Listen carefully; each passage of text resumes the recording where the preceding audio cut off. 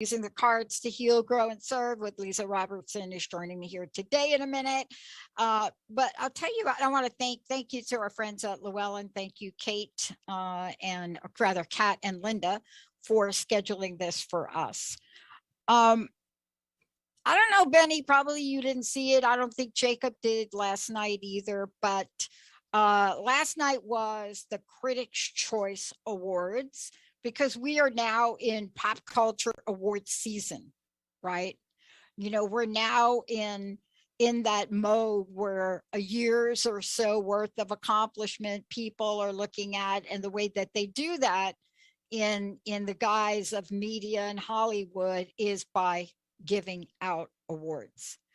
And, you know, when I think about these things and you look at the people that are performing and you look at what they've done, you know, you could take a look at somebody like Jane Campion, and you can take a look at, you know, what is it, The Power of Dog, and you could see her award and her acknowledgement for that.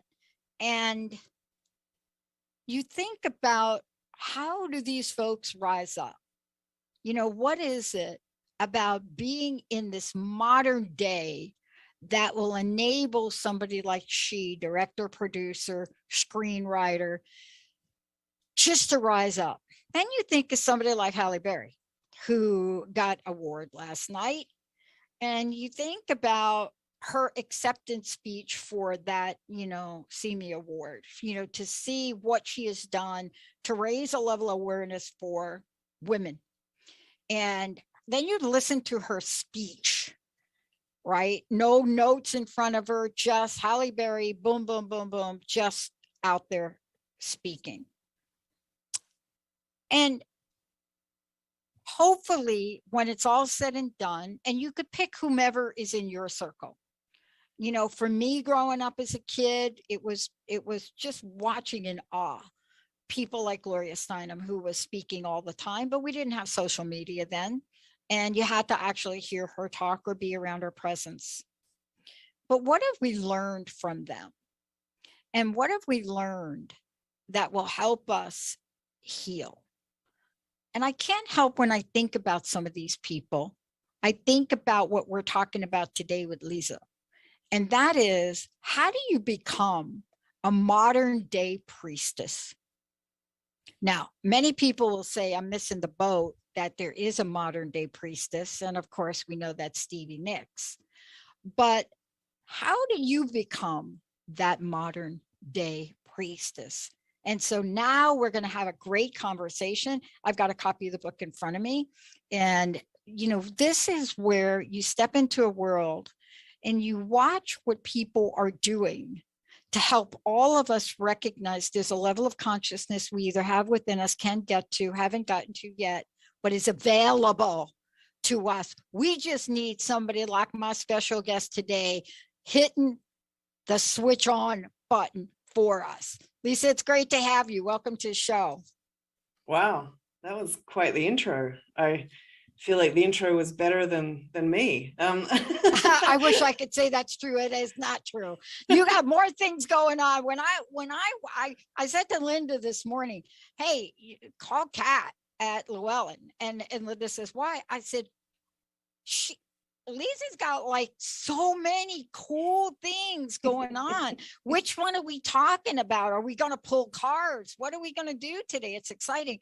But then I'm really reflecting on the role of the high priestess or priestess in today's world. And I want to start with that before we dig into the book. And I have my copy right here. Boy, I couldn't agree with you more. We just need to be fired up by a whole world of high priestesses. What do you think?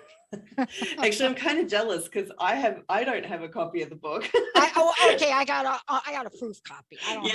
Like, it's so funny to be on these interviews and see people waving the books around. I'm like, I don't have that yet.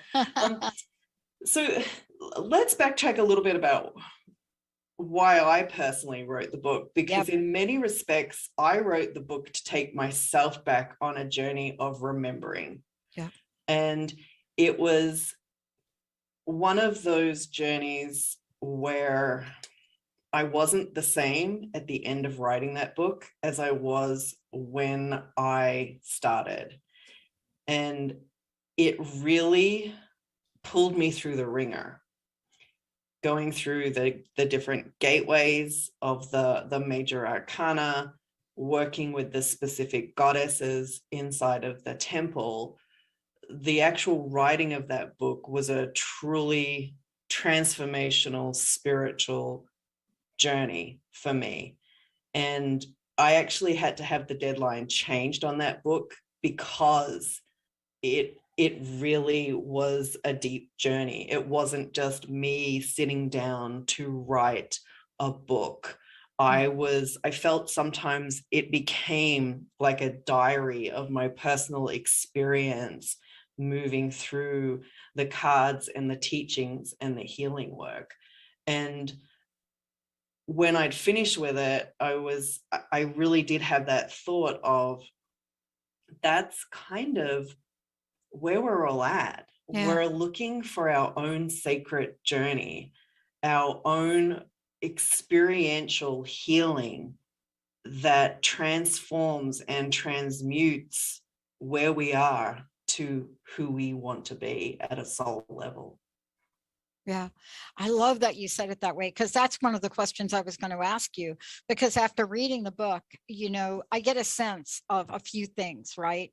But it's almost impossible just to read some of the language or some of what you've put in here, and even there's a statement in the beginning where you say something like, despite all efforts to really, take the sacred feminine, or take, just feminine practices, right? Sacred feminine practice, just annihilate them, just squash them down. Despite all of that, you get Halle Berry last night, right? And it's not just Halle Berry, it's what she said. It's this rising up, right?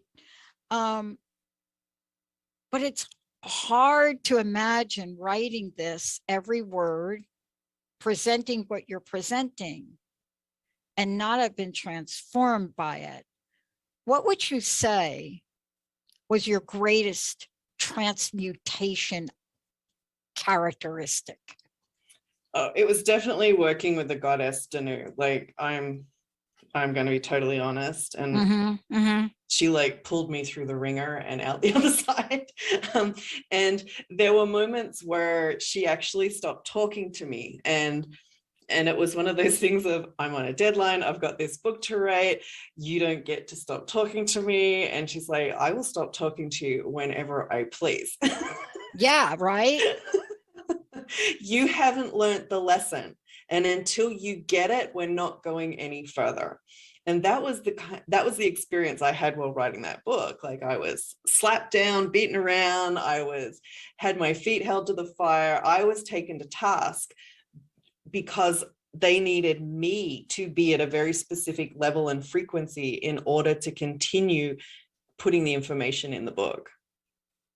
Yeah, because I'm really struck by the fact that in this, and I'm looking at it, and almost as if I saw this Venn diagram of the path, the initiation, and the temple, and the language that goes, along with that. But also, when you start to talk about those things, those are not stale, they're not stagnant, they're not in place. It's not looking at clip art, right? It's Right. more like looking at three-dimensional animation, in a sense. And by the way, that's you are the three-dimensional animation in the journey of discovering, right? Yes. I often wonder for myself, and I want to ask you this question about the book and the messages, and the messages from the goddesses. But I often wonder,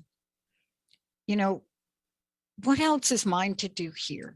What else is mine to do to create a better world? What else is mine to do to ... I ask myself that question every day. And I always say, Spirit, please tell me, what is mine to do today? And after reading the book, what I'm really struck by is how we can get that guidance from what you've created here. Can you talk to that, or tell me I'm completely off? you know, it is interesting because, you know, my wife and I had a similar conversation about this last night. She's very deep into spirituality, especially on a theoretical sense, whereas I'm more of an experiential person. Like, I take on a hypothesis and then I want to live through it, right? I want to get from one end to the other, which is pretty much why I write. They're my journey. They're my chronological spiritual experiences. Sometimes they work, sometimes they don't. And I think that one of the things that was really important about this book was how we actually set up our entire life as a devotional practice, as opposed to actually saying that spirituality is something separate from us, that we are the spiritual practice. And for me, that is always the biggest lesson, the biggest teaching of the goddess, is the reminder that we are the practice. That being here in this physical incarnation is the ceremony, is the ritual, is the pilgrimage, is the initiation. And we move through this spiral again and again and again. I love that you said that, because I just finished an interview with Carrie Knudsen, and I ended the show, because we always were reflecting and we're talking about resilience. And I ended the show, she left with her personal message and I left with mine. And mine was, you too can have a pet cockroach called the thing. You too can have that. And, you know, what did that mean? Because when I look back at my life, you're so right. Every element that I reflect upon now and think about, you know, the loss of my mom at an early, it doesn't matter what it is, shaped me, and shaped me at a young age. And I used to ask, why at age 20 do I have more things in my bucket than most people? I don't ask that question anymore, because I had to get that. And you described this beautifully. I was just trying to figure out like where, and thank you for telling us quadruple Sagittarians, thank you for telling us not to jump around in the book. But I also have 4 planets in Capricorn, so it's cool. But to follow the book, tell us about following the book, because a lot of people are like, structure. But it's a weird phenomenon in nonfiction. Right? Tell me. It's a weird phenomenon in nonfiction. Like, we don't jump around in fiction books. Like, we know there's a narrative story, we know there's characters, we get invested, we want to go on the journey, right? But in fiction, we're like, just give me the meat and potatoes and I'll skip the substance, right? It's like, just give me the comfort food and I'll move through the rest. And here's the thing, you can't really stop people from doing that in your books. But this book in particular, at the very least, I would like, you know, I set up the structure to go through the temples, at least from beginning to end. So like, even if you didn't want to go through the entire book from beginning to end, at least pick one of them, whether it's the gateways or one of the temples. And I think that having the initiation and at the beginning, so having an opening ceremony and a closing ceremony for the temples is part of that. So like, you get this whole thing of, you're taking your own hero's journey or Shiro's journey at this particular point inside this temple that starts with an initiation and finishes with a closing and an ending. So there is a real journey here. There is parts to this journey to which you will traverse. And I guess for me, coming from an education background, like I know how long people's attention spans are. So I figure like they could probably stick to a chapter. Yeah, but you know what, I'll tell you what, if you really do start at the beginning, and you know, we're introduced to certain aspects of ceremony, and I like that we can really pull from what we talk about. I love roses, rose petals. Honestly, not quite sure what the association is. I mean, if you knew that I grew up in the Bronx, New York, where I didn't even know anything about, I didn't even know there were roses till I think I was 21. You know, one of the things I love is now what I've learned about ceremony and ritual. It shifts energy. Can you talk about that for a minute? There's something about it that's more than just spreading out your medicine wheel because somebody tells you to do that. Yeah, it's interesting because I'm just doing revisions on book number 8 right now, and again we're talking about ritual and ceremony. And I was speaking in that book about how I'm always heavily influenced by my Celtic Roman heritage, and my ancestry on both sides is based on ritual and ceremony, but daily ritual and ceremony.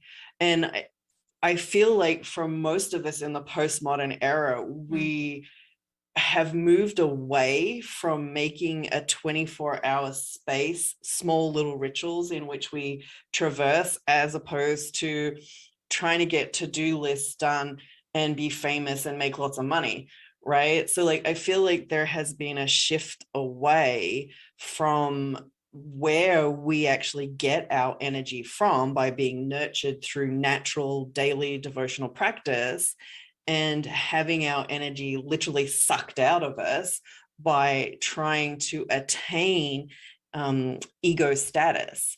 So the daily ritual and the ceremony, and I really feel this is why so many people, when they get into it, feel like they've come home, because it's a natural state of being to slow down, be deliberate, have those moments of pause and reflection, and connect to something that's a little bit bigger than you.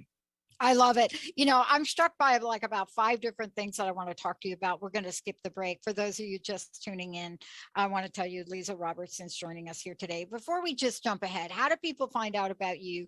How do they get a copy of the book I have that you don't have? But how did they? Where do we send people to find out, like I did, all of the things you're doing, right? Including your latest project, which is coming out, I think now it's May. But tell everybody where everything is. Everything is, I guess, for publications, like the best place to go is actually Llewellyn. So if you want to see where that is, you can go to Llewellyn, or you can go to my personal website, which has pretty much most of the stuff on there.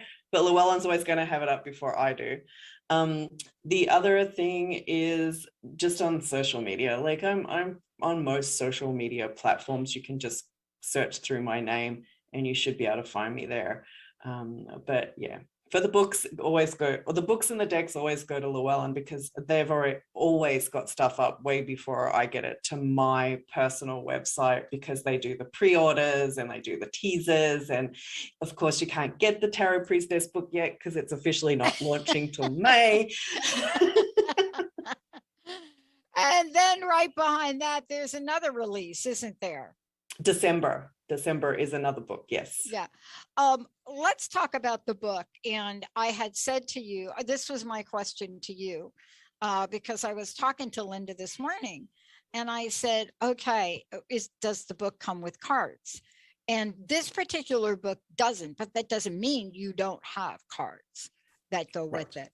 I was struck by 2 things and I want you to comment on them. First of all, we're going to talk about the goddesses in a hot second. But what I loved about this was you introduce us to sacred altars, to altars. For little New York there, I'm just going to ALTAR, like an altar.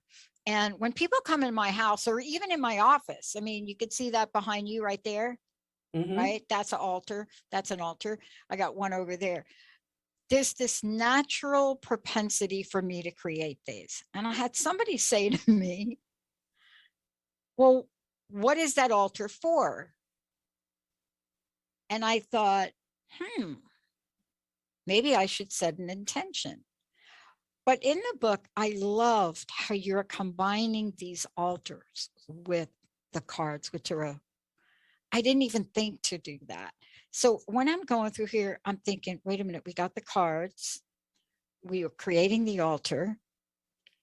I can incorporate the goddesses into this. And that takes on a very specific and powerful blueprint, doesn't it?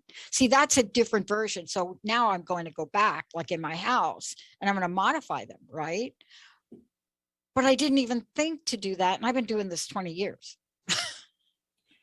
Yeah, it's interesting. Altar work is so integral to everything that I do. And I guess for me, it's just normal to have cards on my altar because they're directing an energy, they're setting, they're creating the message, they're the communication and space holders for spirit between the physical and the vibrational. So I guess for me, I just don't know how to do them any differently. Yeah, right. It'd be surprising to me since this is your area of expertise, but you do a beautiful job at laying out options for people that may not know where to begin. See, that's what I also loved about this. You know, clearly your body of work is in the expertise category, but the way you've designed the book and the way you wrote the book is you've created an opening from the very beginning, right? You've created an opening for people to explore, for people to experiment, you know, for people to learn about initiation and gateways by doing. And I love that because it's not called a workbook. That's a strange term for something like this, but it really is a journey book that you can actually activate by doing things, right? I would like to think so. I would like to think that's the ultimate reader goal from my perspective, for sure, because as I said, I am an experiential person. I believe in physically living the work. It's not theoretical to me. It is something that we inhabit and immerse and allow to change us, and we expand with it, we contract with it, it's pushed, it's pulled, it's everything. And it's interesting to me, people who want to make ceremony just a cerebral thing, and like you mean do it because you know you got to do it. Yeah, like I followed it's the to-do list mentality, right? Yeah, right. The cerebral practitioner is, I have the cards, I have the candle, I did the prayer, but there's no connection. Like yeah. there's nothing that actually binds the energy, because they're not living through the experience, and the intuition and the emotional bodies aren't really part of the process. Whereas for me, it's an all-in type situation. And I kind of work on Gardner's theory of education, those 8 principles of intelligences. Yeah. And that is that the more we can expand into the different ways of learning and bring different information into our being, whether it's kinetic, whether it's auditory, whether it's visual, whether it's data, the better experience we have, and the more we can allow that which we call spirit into our real daily lives, as opposed to seeing it as something separate from our life, which to me it's not. Because if we are the prayer, if we are the ceremony, if we are the ritual, therefore we are also spirit. So it's one of these things of, I feel there is a shift for us to come back to the embodiment process, and the goddesses are a great place for us, because that's what goddess religion really was all about. Patriarchal religion became theoretical and cerebral. Goddess religion has always been embodiment, immersive, transmutative, experiential. You know, I really love that every page of this, there is something we can do to really rise our consciousness. I'm going to take a short break. When we come back, we're going to talk more about, well, the book is called Tarot Priestess. And then it's also using the cards to heal, grow, and serve. When we come back, we're going to talk with how the goddesses educated and enlightened Leeza, the author of the book, to prepare this in a way that we could not wiggle out of this. It doesn't matter what page you go to, you're not going to be able to wiggle out of it. And I'm going to read this, Benny, and then we'll go to break. This is just for, those of you out there, you don't have the book yet. But I was reading about Gateway 3, and I just want to read this as an example. It says, use your star, moon, and sun cards to craft a small prayer of thanks. I am so loving gratitude, but here it is. Dear Goddess, as I have come through the rubble of my past, I have claimed my wild self. The light of your star brought me back to the path. The moon watched over me as I traveled. Here I stand, arms wide open in the light of the sun, with a grateful heart. Thank you, Goddess, for teaching me. Thank you, Goddess, for guiding me. Thank you, Goddess, for bringing me back to light. And so it is. Let's take a short break, Benny. When we come back, more from the goddesses, the gateway, and healing. We'll be right back. All clear.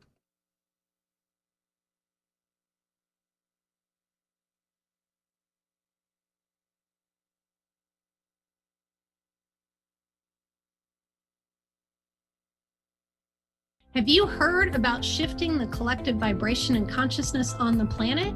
Join me, Kimberly Barrett, on the Sharing Love and Light show every first and third Tuesday at 4 p.m. Pacific, 7 p.m. Eastern at transformationtalkradio.com to explore the depth of vibration and consciousness on our planet and learn how you can shine your love and light.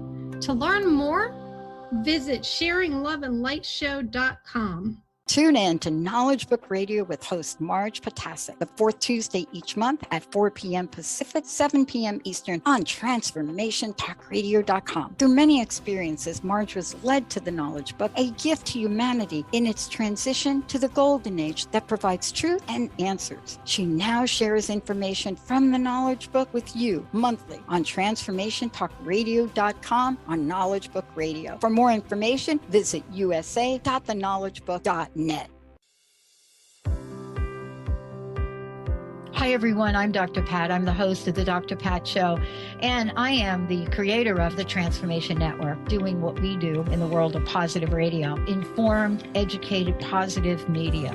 Independent radio hosts and independent networks have been the face of positive messaging over the past decade. So all of us here have decided we're going to put together an independent network that is going to enable people to bring their positive message of hope, inspiration, and conscious action to the forefront. Help us create a future of amazing, uplifting stories that can be told so we can tell our children and they can tell their children of what hope and conscious action is all about. I want to thank you all for tuning us in, turning us on TransformationTalkRadio.com. Sometimes being human has its challenges. Our physical health falters, our spirits sag, our dreams don't immediately come to fruition. Welcome to the power of Maximum Medicine Radio. Join me, Doc Martin, in conversations that will blow your mind about healing.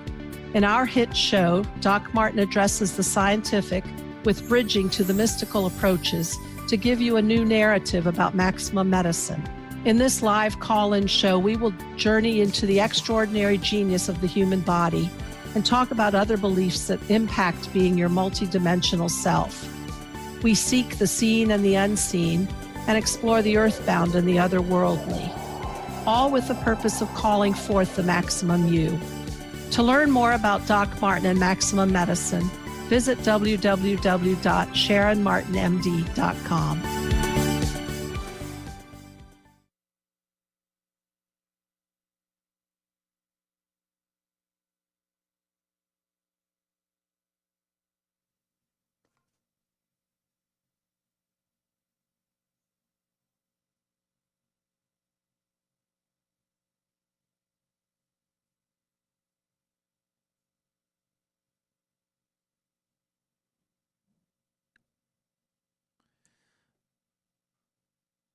And I got to bring you back, Pat.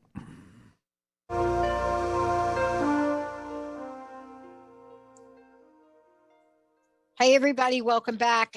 By the way, I just want to say one of the things we talked about with the book was, and Leeza was telling me this during the break, it doesn't matter like right? It doesn't matter what deck of cards you use. That's what I love about this. You use whatever you're called to use, and there you go, because it's applicable throughout the book, throughout every exercise. One more time, Llewellyn is the website they can go to. Our friends at Llewellyn, you can do that and go there and take a look. And then you have other things coming out. And I want to make sure people know to go to your website. And it's L-E-E, those of you asked me to spell it, L-E-E-Z-A Robertson Writes, WRITES.com. Publishings, you can find everything there. Everything I'm referring to, whether it's cards, whether it's books, whether it's what's coming, what's up and coming, whether it's the mermaid, tarot, whatever it is, it's all here. And then Llewellyn is its own site, Llewellyn. You'll be able to find it. The book is Tarot Priestess. Everything is there for you. Let's talk about the goddess goddesses. Tarot, goddesses, gateway, temples, right? Four suits, minor arcana, all of it. I can't imagine how you put all this together. You had to be being guided to do it. And I bet people are asking you, why these goddesses, right? I mean, that's like I was telling you during the break. Why did you pick those two goddesses to put on your wall? I don't even remember picking them. They picked me. But tell us about the process and how the goddesses work with tarot. Or tarot, however you say it. Well, here's what's really interesting for me is my journey to the actual goddess herself was a difficult one. And that's another reason I wrote this book is in my 20s, I did not really associate with the goddess work or the goddess culture very much, because everyone who was teaching it, in my perspective, was very straight, very hyper feminine, and I didn't feel that the teachings were overly inclusive. As a woman who was becoming very aware of the fact that I was queer and didn't quite fit the mold because I was more intellectual, I wasn't interested in the same thing as other women, I felt very excluded from the goddess. I felt shut out. I felt like there wasn't a place for someone like me who didn't conform to this image of what a woman was meant to be. So I had a very disconnected relationship with a goddess, probably right up until my late 30s. And I came across the work of Rachel Pollack. And Rachel Pollack blew my mind in so many ways. And her book, The Body of the Goddess, was really my goddess initiation, which is hilarious considering, like, my academic training is in art history. And, so I did all of the antiquities, I did all the goddesses, but my real initiation came from Rachel, and it came from that book. And after reading that book and connecting more to my heritage, because my heritage wasn't something that was taught in my home. We didn't really know a lot about the Roman side of my family, even though my mother was first generation Italian. My grandfather came over after the Second World War as a migrant. So there wasn't really a lot of understanding. There was a lot of very disjointed, disconnected pieces of information where I always felt like an outsider to what everyone else got to experience.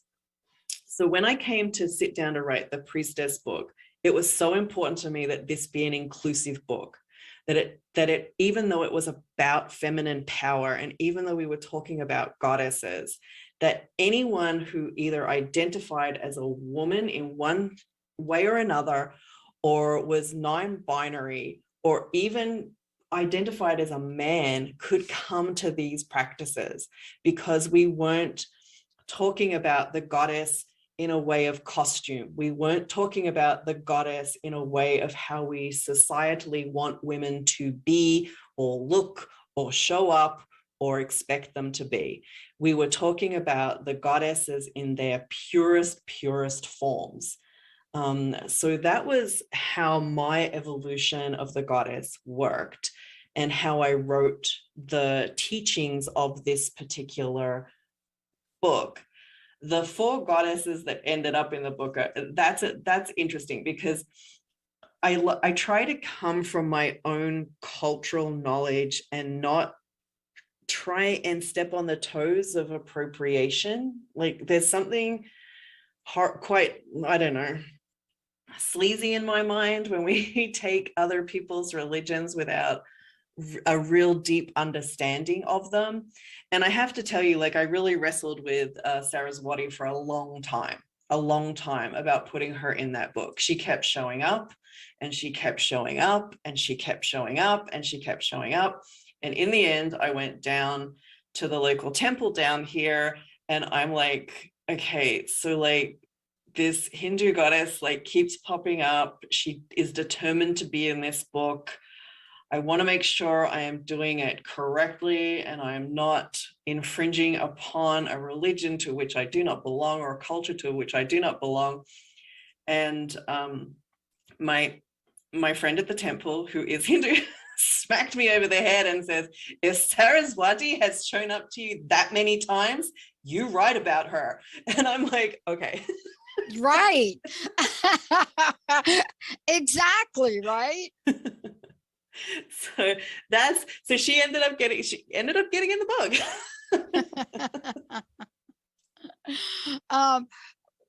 One of the things that, this is what I was alluding to before, and that is, some people want to know the why behind things, and I've gotten better at it and explaining things. Like, if you come to my house, like this, do you see the back of my wall? Mm-hmm. Okay. So some people will ask me about like the statue in the back, or they'll ask me about like what's on my wall. And I used to try to explain it, but the answer really is the way you just described.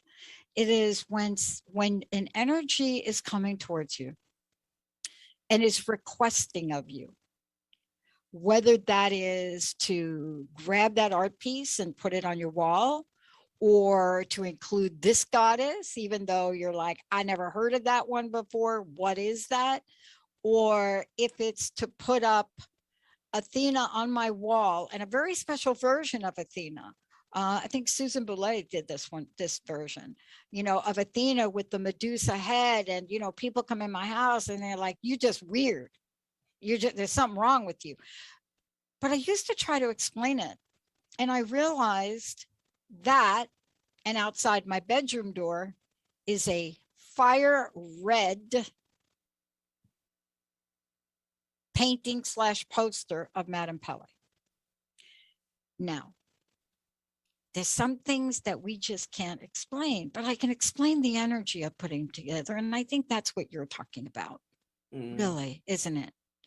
You were called to include this goddess, this one, put them together. This one goes here. This one goes with this card. But isn't it about the energy that presents when you put them together? Maybe it's called synergy. What do you think? Yeah, I'm sure there's a lot of synergy that happens with all the things that we do, to be perfectly honest, whether it's devotional practice or ceremony. I know for this particular book, I knew I wanted someone that was considered a light goddess, someone that was considered a dark goddess. So we had Lilith was the dark goddess with the fire there, and the light goddess were the priestesses of Avalon. And I knew that I needed someone who was very, very deeply rooted to my personal heritage. So that was Danu. And as I said, when I was sitting and saying that I needed these particular aspects, and I knew that we needed this balance and this harmony within the goddess, representation of this book, it was just really hard not to have Saraswati there. Like, it was like, no, I'm going to be here. This is where I belong. This is where I balance out the content, balance out the knowledge, balance out the understanding. and it's going to be okay. And I was like, okay. So then that was my missing piece. But it did take me a long time to like finally, immerse her in the book. Like I wrote about her separately, like in a different document, but hadn't quite put her in the book. Yeah, I totally get it though. I mean, it's some of these things I think back on now, and I remember my earliest introduction. And I used to talk about the fact that I dialed the wrong number 20 years ago. That's why I'm here today talking with you, right? And I now know there are no wrong numbers. There are no mistakes. And I knew I needed to learn some things, and I am a student. That's who I am. I am a student. I get to learn from you, but I get to learn about myself. And what I remembered back was, well, wait a minute, Pat, you had exposure to these live priestess types when you were in your teens, and then in your 20s, you just forgot. When you participate in rallies with women or festivals, like, I think my corporate career wanted me to erase that, just saying, right? Like my executive corporate career that I had.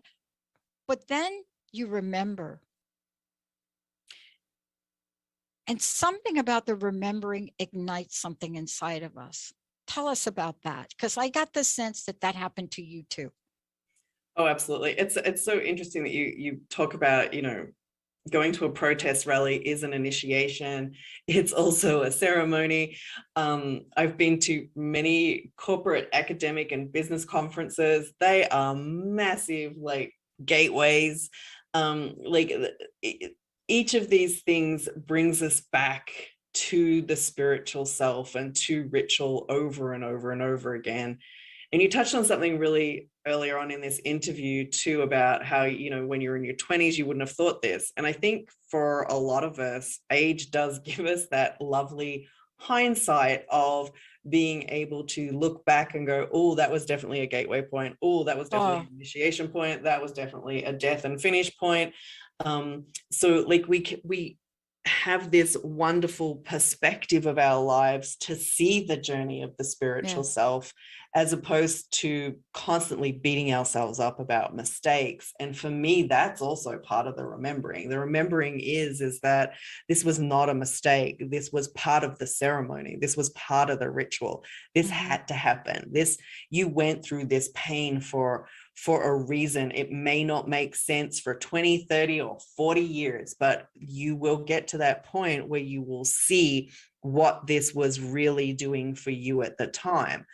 And I don't make claims like that lightly. Like I am a domestic abuse survivor. So like I don't make those sort of claims flippantly or in, toxic positivity. But there does come a point where you can look back on a traumatic event and see it for what it was in the chain of your life, as opposed to a specific horrible event that you beat yourself up for the next 20 years and go, how did I ever get into that situation? The goddess allows us that beautiful moment to remember that the soul is here for a journey. And if that's what the soul needed to feel and reconnect and come back to itself, then that's what it created. So it is one of these things where that remembering can happen in any place at any time with any group of people in any moment. Yeah, I love that we're talking about this, and we are talking about the book because it is all part of the conversation, but it really is an initiation conversation of a sorts. When I read a book like this and I realize about reflecting upon the power of every one of these, whether it's, Saraswati or the King of Swords or whatever it is that we're connecting the dots with, this is really, to me, why this book had to be written. This is the book that we need to put in the hands of people, because you're right.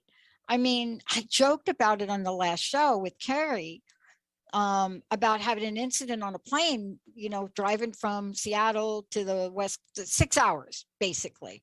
And you're in a seat next to a person, right? And I remember, he's asking me a bunch of questions and I answered them and so forth. But it got to the question where he wanted to know more about my childhood. I don't remember the exact question, but it was more like, how does a person blah, blah, blah, blah, blah, blah, blah, blah, a positive talk radio network? And the answer I gave him was short. It was, well, my childhood wasn't great, but I think it's great now when I look back. I think I learned. And I said to him, basically, if I didn't have this perspective on my first 19 years of life, I think I'd pretty much be dead now. And he just looked at me, and I went on to say really quickly, I mean, think about it. I grew up a little bit different right out of the womb. Now we talk about spectrum, and we talk about, I cried for 4 years, literally screamed. Uncles gave me boxing gloves at age 5, Catholic boarding school at age 6, got thrown out of Catholic boarding school at age 7, was beat every night there, homeless at 17. Of course, in Catholic boarding school, mom dies, commits suicide, homeless at 17, 19 arrested for something I didn't do. And I said, I wouldn't trade any of that, because I think the universe got me and compressed it so that I could do some good, what in life. And it was so hard for him to hear that. It's like, how could you talk about these traumatic things? But you see, you just summarized it. And I think that if we could take what you have in the book and really use it for healing, then what we can do is not desensitize those things, but demystify them. Right? Yeah, I think people confuse what healing is these days, because everyone's a healer and everyone's got a healing modality and everyone's healing something, right? But yeah, I don't, just saying, I don't. Yeah. when I think, I mean, and I think we do confuse what we talk about when we talk about healing, but there's always going to be a part of us that comes up for a healing. It's not that there's anything wrong with it. It's just that it's ready to have a conversation with us. It's ready to get to a deeper relationship with us, because when we transform our relationships, we take the charge out of them. And I always tell people, what we're looking for in healing is not to forget, not to erase, not to delete, but to get rid of the charge. The thing that amps up the central nervous system, the thing that burns out the adrenal, that's what healing is. And we know when we've got to that point, because we can talk about it and we can be of real service and assistance when we have got to that point. And it might take 20 years, it might take 30 years, it might take 50s, it might take your whole life and you don't get to do it this time round. Maybe that wasn't your journey, then that's okay. And what I love about the working with the temples here too, is we get the opportunity to decide which part of the self is up for this particular healing within this temple right here, right now. And what was interesting is when I was writing the book, I thought I knew what those parts were until I got into the work. I was wrong, but that's okay. Well, it's interesting. I've just briefly touched the surface in the book, right?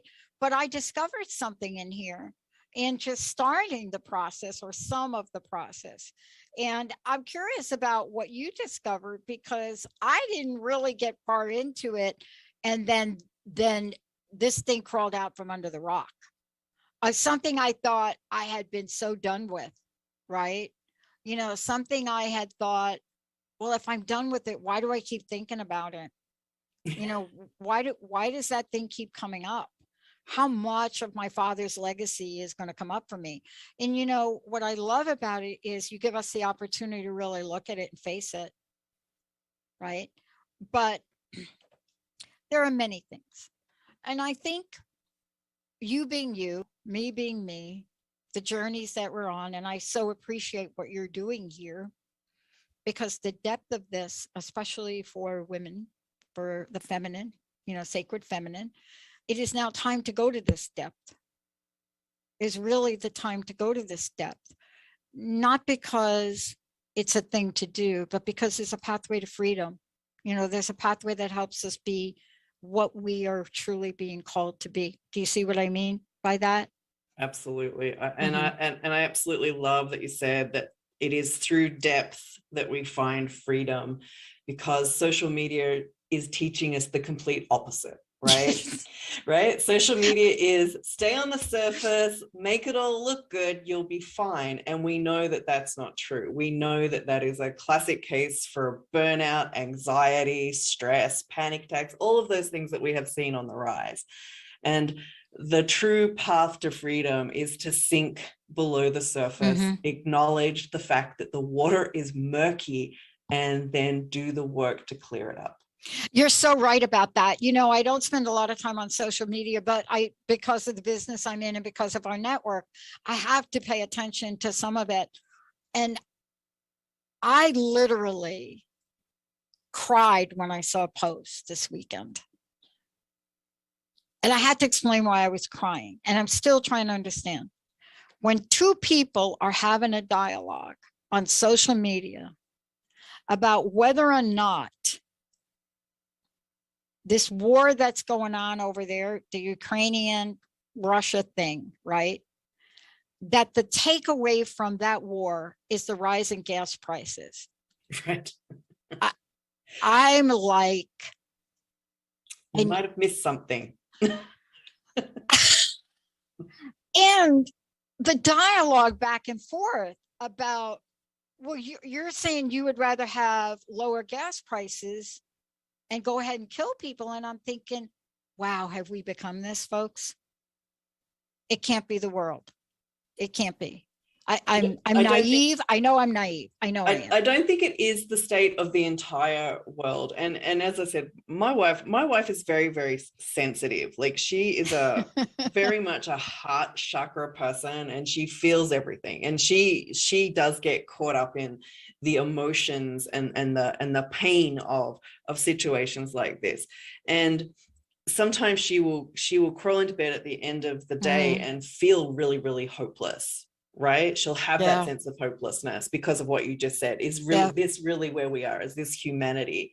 And I have to remind her, no, that's just the polarized version that is the loudest. That's not where the work is happening. There are plenty of people doing the work, cleaning themselves up, staying in that attunement, following the soul, and putting really good positive energy into the world. And you know what I love about what you just said, and I can't wait to meet your wife, really. You know, you and I come from struggles of identity, which we busted through that curtain. We don't have to think about that anymore. You know, whether you identify as queer, LGBTQ, and it's okay if you don't know the rest of the letters. It shows a modicum of respect that you know that there are letters. Hello, right? I'm ready to get rid of political correctness, to have conversations that really bring us at the table. That's what I'm willing to do. Now, I will say there are things you can say and things like you should really look up whether you can say them. But this is where, through your work, this has got to be heart-opening action. Back in the day, it was enough to be the heart opening. Back in the day, it was enough to be action. We got to put them together so that we can start with ourselves and become acutely aware of what is ours to do. I got to thank you for all of this. I know the hour has gone quickly. I know folks will get the book when it comes out, but I love the approach you've taken to bringing sacred, spiritual, goddess action to a point where we can learn in-depth discovery of who we are, but yet who we can become. That's what I think is the blessing of what you're doing. And I really appreciate you for doing it. Thank you so much. Well, thank you. Thank you for having me on the show. Again, tell people how they get tell them when they get the book, but it can be pre-ordered. Fingers crossed, May. The pre-order should already be on Llewellyn's website. Yes, so it go is. there or look at Book Depository. They probably have pre-orders up as well. Those are going to be your best places for the actual book right now, because it is not actually in the marketplace. And by the way, if you do get the book, I want to reiterate, you know, this isn't, you can use whatever deck you have. to go through this. Leeza, personal message, what do you want to leave us with? Personal message. Don't resist the call of the goddess, because she's going to come slap you upside your face. So you might as well meet her where she is and move on.